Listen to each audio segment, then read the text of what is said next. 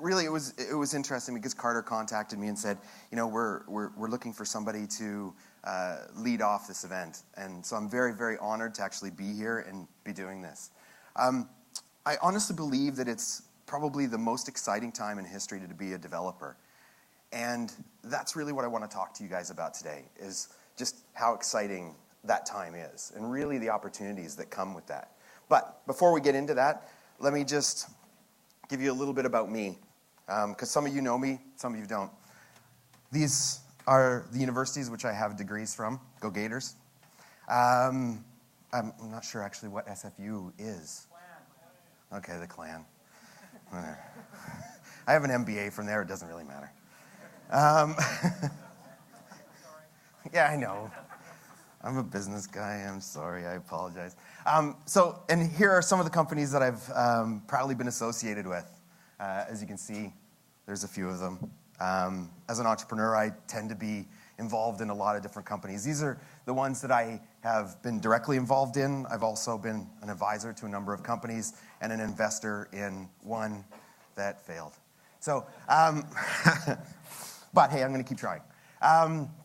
So the interesting thing, I think, from my perspective, and I'm talking about myself so I can be that way, is that when I show this to my mother, she kind of looks at this and kind of gets really, really confused. She's kind of like, what do you do? And I try and explain it to her that really what I do is I look for trends, and I get excited by trends. And I try and find things that excite me in those trends and try and find really interesting business opportunities with them, right? So if you look at kind of a little bit of my history, OMI, which is Over Interactive, and Dime Rocker, what we were really trying to do there, and it failed, but what we were really trying to do there is we saw this amazing trend where these 3D games were starting to emerge on this platform called Unity, and some of you are familiar with Unity. And then we saw all this amazing activity within games happening on Facebook. So we tried to create a bridge for that. So we really saw that opportunity and we tried to capitalize on it. Now, I think we were ahead of our time. Then when it came to Nodefly, one of the things that we saw was this huge groundswell of Node developers and what they were doing, and we got excited by that. And so we really looked at it and went, okay, what's happening there and what do they need? So we saw the trend, tried to identify a problem, which was monitoring. So we became one of the first commercially available products for Node.js developers. And since that time, Nodefly has been acquired by StrongLoop, which I am working with, I guess, partially now. But what we're really doing with StrongLoop is that we've identified that one of the big issues that enterprises are having is that they've got all this legacy data, right? They've got all this stuff that's sitting in Oracle and sitting behind like ATG, and they're trying to deliver it to new devices and new front ends, right? Tablets, mobile phones, better web apps. And they just don't have the ability to create that bridge. So that's really what we're doing with StrongLoop, is trying to create that bridge. So for me, my experience and what I think of as an entrepreneurial journey, and what I think is exciting for you guys is that you have to look for waves. And this, for me, is probably the best metaphor for being in business or being in the industry that we're in, right, with software, is that we're always looking for trends and we're always trying to catch that wave, right? And with my experience with OMI and Dime Rocker, one of the things is that we were too far ahead of the wave. So we were paddling before we started to feel the groundswell behind us. And what happened? Well, we ran out of steam, and the wave kind of splashed over us. And we've seen it happen now because there's a company in Australia that has like 5,000 developers doing exactly what we had planned to do. So we missed it, right? With Nodefly, I think we were right in that, right? So much like a pro surfer, you have to realize where you are on that wave. Start paddling at the right time so that you can catch the wave as it hits you, right? And then you can get that ride. If you're too late, you're having to paddle too hard and you're going to miss the wave, right? So you have to be able to find that sweet spot. And I honestly believe that we've got some massive trends that are happening right now that we're in that sweet spot for. And so for you guys as developers, this is a really, really, really exciting time. So I see this shift happening, right? And I think, honestly, we're in the beginning of a massive new trend, both happening socially as well as economically in the world. And you guys as developers have the greatest opportunity in history to be able to capitalize on this. So just to give you an example of this and where I'm coming from and what I'm thinking about is that I just read 2 days ago about Skype. And yeah, ooh, it's been around for a while, but it's some new stats that I just found really overwhelming. Is that Skype now accounts for 30% of all the calls that are happening in the world. Just think about that number, 30%. Like, think about the amount of phones, not only just in this room, but around the globe, right, that people have, and the amount of call volume that they are actually doing. And think of that, a piece of software that developers in this room could have made, it now accounts for 30% of the call volume internationally. This is huge, right? This is starting to happen, right? We're starting to see where software is becoming more and more prevalent within everything that we do in our daily lives. Where something like Skype has come in and taken 30% of the call volume away from huge telecom companies. That's big, right? Sadly, it's owned by Microsoft. I know they're back there, and I apologize. But I know that was a cheap shot. I'm sorry. Anyway, but I think the thing is that we're seeing this happen in more and more industries, right? Software is eating the world. I don't know if you guys are familiar with this article. This is from Mark Andreessen. He put it out into the Wall Street Journal in 2011. And if you haven't read it, I say read it, because it's a really, really interesting piece. Now,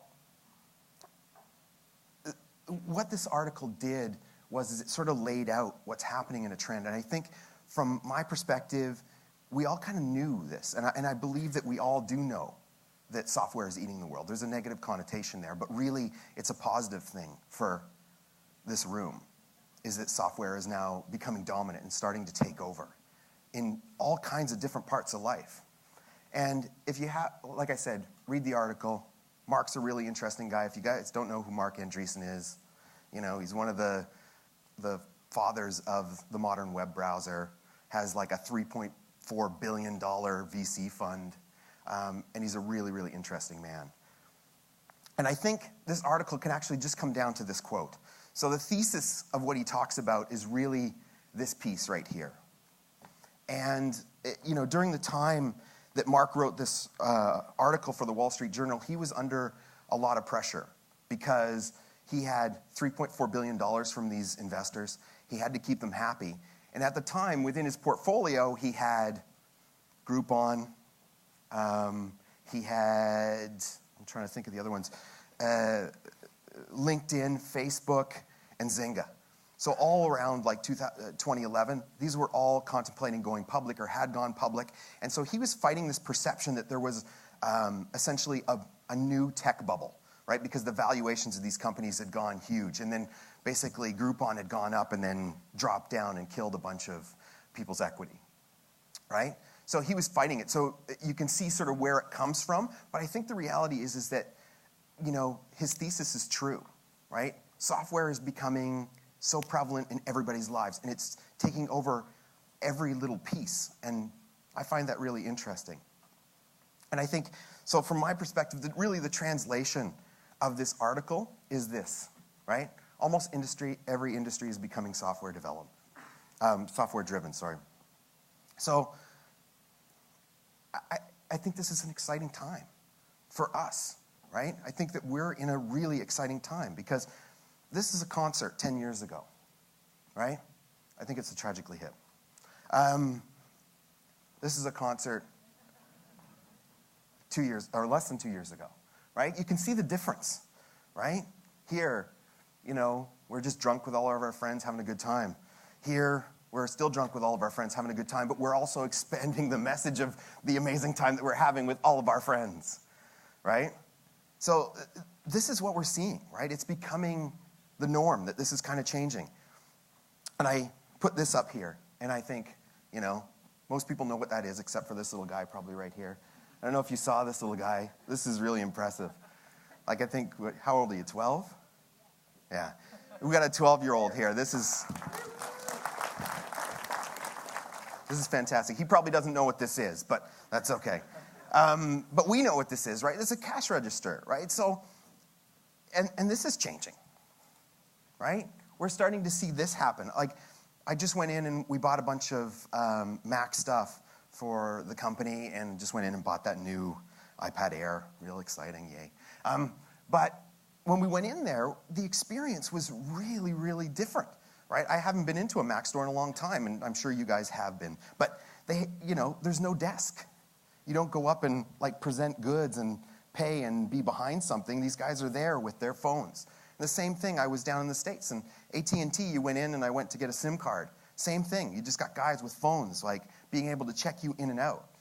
And, I'm working with a really, really big retailer right now in the United States, and this is something that they're talking about, right? They're talking about this, and they're also talking about having, the phone be able to interact with sensors in the space so that they can track what people do in sort of a fun little nefarious way, but that's okay. Hey, it's business. You got to do those things. But I think the thing is that we can see where software is becoming more and more, and it's places that you don't expect, right? From my perspective, anyways. Like, do you guys know who any of these guys are? Does anybody? Right? Eric Schmidt. This is the team that Obama put together for his recent election, right? This is sort of the tech team that he had, right? And if we go back a little bit into that, you know what happened in that election, right? Obama came in and won in, great fashion. But a lot of times people credit these people in this room for doing it. And specifically, this guy. This guy's Harper Reed. And I've had the pleasure of meeting him. And he's an amazing individual. He was the CTO of a company called Threadless. And he joined the Obama group, their tech group, and became their CTO.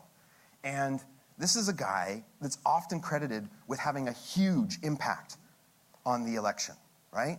This guy looks like Gastown to me. I just want to see him on a fixed gear bike. And anyway, sorry. But the reality is like you can see that software, yes, it can have small impacts. We can come up to a counter, or actually no counter, and be able to check goods out. But this guy built software that affected the world, right? This guy built software that got a president elected. That, you can't get bigger than that, right? And anybody in this room could have built that software. And I'm hoping that 12-year-old can actually do it as well. Because I'm teaching my daughter, who's 12, to be able to code JavaScript, by the way. But this guy had a huge impact. And it was with this, right? This is it. This was an application that changed the course of the world, or at least in my opinion, right? Because he was with this software, they were able to get the president elected, right? Just think in history, that picture that I showed you, let's go back. Here, this would have been a bunch of old rich white guys, right? With millions, hundreds of millions, and billions of dollars. And they would have just sat there and then basically bought the election. I know that's cynical, but I am that person. So, and then if you go back even farther, it would have been a bunch of mob guys that would have been staking people out front of polling stations and making sure that people voted in the right ways, right? That's changed. This is what affected the election, right? This is an amazing piece of software, right? You can see on the end, he was able to raise hundreds of millions of dollars at $10, $25, $50 a pop, right? The thing on the next is take action. What they did was he had a canvassing component where people could actually go out into their neighborhood, start knocking on doors and finding out whether those people were going to vote for Obama. If they did, they'd mark them. Then they would, they'd cyber stalk them. And then, that's true. They would cyber stalk them and then start advertising to all of their friends because they believe that 90% of the people within your friend circle, if you share a political view, 90% of them will also share that same political view. So they took this and started spreading it. Not only that, but if you look in the middle, not only could you get sort of Obama's tweets and Biden's tweets, but it also gave you the ability to get really local so that you could find out exactly what was happening in your constituency.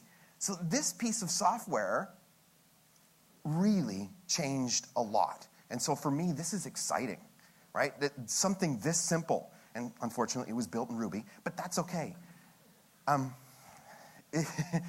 It did some amazing things, right? So we can have that kind of impact, right? Software can have that kind of impact. The stuff that you guys build and make on a daily basis can have this kind of impact, right? Because just to put this in perspective, this is what Mitt Romney did. It was a push notification to announce who he'd chosen as his running mate. Compare that to that, right? Raising hundreds of millions of dollars, giving you all the information on the ground of who your voters are, being able to interact locally, push notification, right? This isn't visionary. Oops. Oh, that's visionary. So I want you guys to think about this. We're at a time when you guys can have this kind of impact. And just to give you an example, let's look at some industries, right? And there's software companies that are changing the way those industries happen. Kickstarter, right? Finance.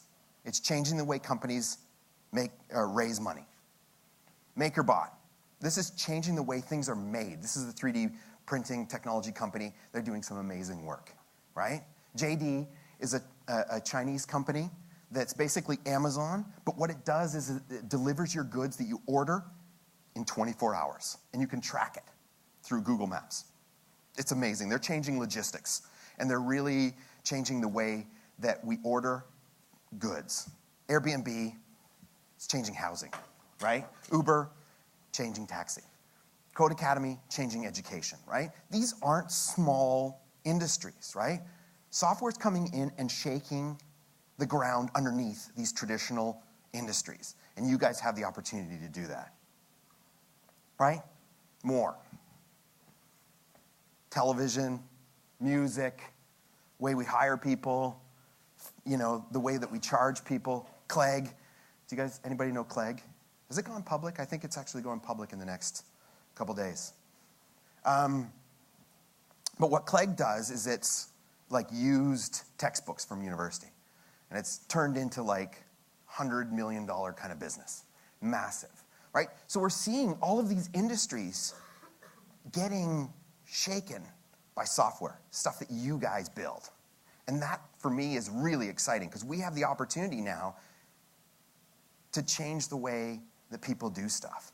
And then beyond that, I think that there's a really interesting trend that's continuing to accelerate this and also changing how we interact, right? We're moving from basically, well, my right, your left, that way. And what we're seeing is that compute is getting closer to the individual. It's becoming more and more personal, right? So it started with a mainframe in another room. You didn't have any access to it. Comes to a desktop where you were able to interact with some sort of computer when you went to work for the 8 hours that you were there. To a laptop where you were able to, take that sort of computing power everywhere, to tablets and phones where, we obsessively check our email and tweets. Hey, somebody's tweeting about me. Thanks, by the way. But that's the thing, right? So not only are we seeing this trend where software can change things and shake industries, but we're also seeing the delivery device for that software getting closer and closer to your user, right? Just to give you a little bit of stats on that. This is Q1 of 2012. This is web traffic, by the way. So you look at the desktop, 90%, right? That's huge. First quarter of this year, it's now down to 80. And I just saw the most recent stats last night. I looked it up. I didn't have time to put in the slide. But we are now at 70-30, right? Where this is becoming dominant on how people interact with the web. And these are huge changes. These are massive shifts. And we have the opportunities to take advantage of them. So industries are shaking. The way people are using their compute power is changing. So these things are coming together, right? And how do we take advantage of them? Just to give you a little bit more. That's a big number. I'd like to have that number in my pocket. But what's interesting about this number is that there's a company called Flurry. And I don't know if you guys know what Flurry is, but it's a mobile analytics company. And this is the amount of events that they monitor on a monthly basis coming from the phones, right? Now, they've got competition, so this is only a portion of it. But this is the amount that people are interacting with their phones. This is huge. And I think what's interesting is that it's getting closer to people, right? So not only is it just our phones that we're starting to interact with that have compute power, but we're starting to see this. So it's not just something that's in our pocket, it's something that's actually on us, right? That we can interact with. So it's getting tighter and tighter, which is interesting. And just to add to that, we see this. Do you guys know what this is? Yeah. So Jawbone, Fitbit. I mean, we're starting to see all of these elements happening, right? These are trends. These are things that we can take advantage of. That world's changing, software is becoming more prevalent. Now it's starting to be closer and closer to your end user. So what does this all mean? From my perspective, hey, what? I like running businesses. It means money. And you guys, honestly, I think about this and I come back to the surfing analogy, right? We are in a situation where we are right at the bottom of this wave. We have the opportunity to start paddling. We have the opportunity to catch it. We have the opportunity to become part of the changes that are happening globally, right? We have the opportunity to not just make something that 10 people will enjoy. We have the opportunity to make something that can make hundreds of millions of dollars and $1 billion and affect people's lives. Think about stuff like Twitter and Facebook and Snapchat, like how pervasive that's become within our society, right? We have the opportunity to do that. And for me, that's exciting. And I hope that's exciting for you guys to be able to be part of that movement, right? So we are at the bottom of that wave. And for me, that's really exciting. And I hope for you. So I know I'm ending a little early, but there's much more interesting people to hear from than me. So I'm going to give it back to Alan. He's still over there talking. Is he listening to me? I'm ending is what I'm saying. Cool. We love you, Glenn. Listen, thank you very much. I'm around. If you want to come talk to me, please do so.